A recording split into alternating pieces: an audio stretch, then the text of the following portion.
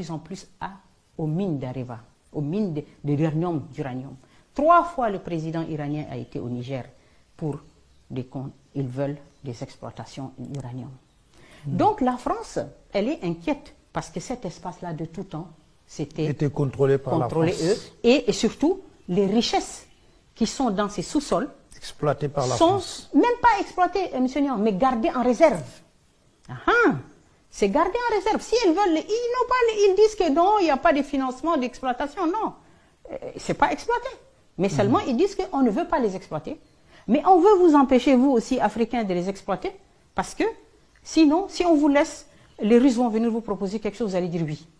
Les Turcs vont vous proposer, les Chinois. Mais si vous sortez tout, nous, on a quoi? Donc, personne ne touche à cette zone. C'est une zone qu'on garde en réserve. Pour pouvoir justifier nos déplacements, il faut bien justifier que le Mali accepte une base militaire chez lui. Il n'en avait pas.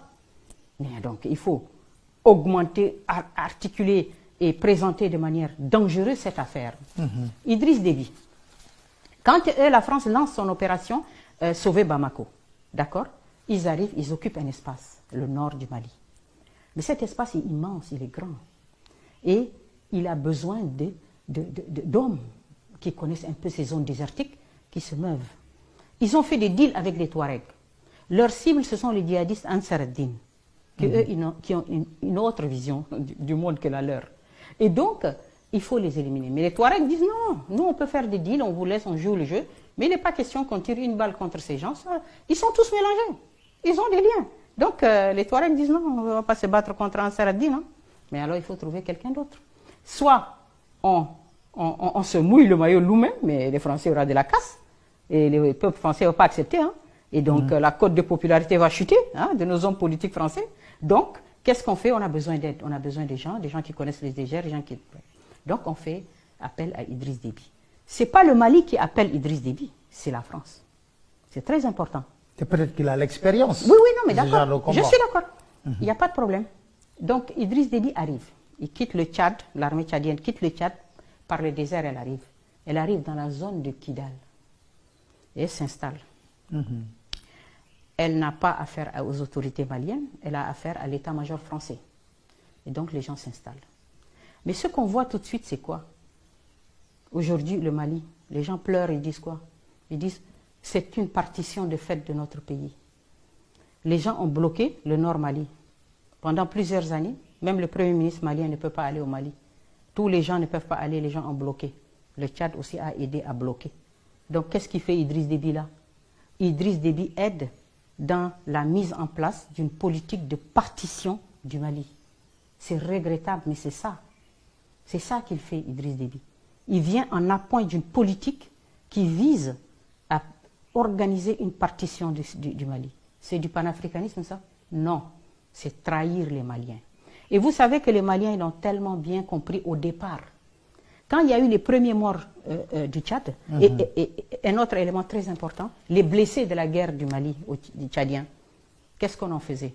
On n'était pas capable de les amener à Bamako pour les soigner dans les hôpitaux maliens. Non, on les a amenés jusqu'au Niger. On faisait des vols de Transal jusqu'au Niger où les Français ont mis un hôpital de campagne pour soigner les blessés tchadiens qui sont à Kidal. Parce que les Maliens étaient tellement fâchés de cette collaboration d'un pays africain pour organiser la partition de leur pays. Les premiers morts tchadiens, on les a amenés au Tchad. Il n'y a pas eu d'autorité politique malienne qui se sont déplacées. Tous les gens au Tchad ne comprenaient pas ce côté pernicieux de l'intervention tchadienne au Mali. Les gens ne le comprenaient pas, donc les gens ont commencé à respecter et dire, mais dis donc, nos enfants vont mourir au Mali et les Maliens ne peuvent même pas dire condoléances au peuple tchadien. C'est quoi ça? Tout le monde a commencé à crier. Donc Idriss Déby faisait le jeu de la France. Absolument, mais de A à Z. Et attendez, autre chose, c'est que quand il a dit, cette grogne, si on peut dire, du Tchadien, Idriss Déby en a fait part à la France. Et qu'est-ce que la France a dit au président malien? Écoutez, ça ne va pas comme ça.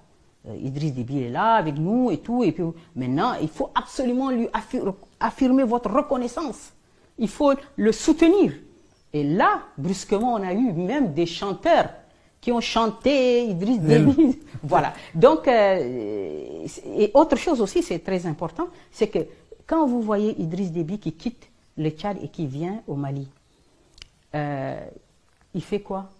Il sort, officiellement le Premier ministre annonce un retrait, un financement à hauteur de 90 milliards de francs CFA pour financer son opération au Mali.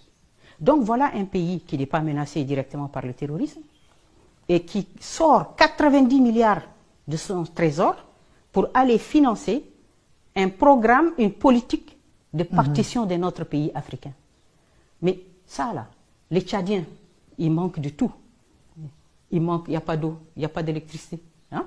Il manque de soins. Les gens courent au Cameroun se soignent, partent au Soudan, partent au Tunisie, il n'y a pas de soins au Tchad. Des régions entières sont appauvries. Et vous avez le gars qui sort 90 milliards rien que pour faire plaisir à la France. Vous voyez comment cette machine France-africaine, elle est capable, hein, de faire des choses absolument incroyables et comment un leadership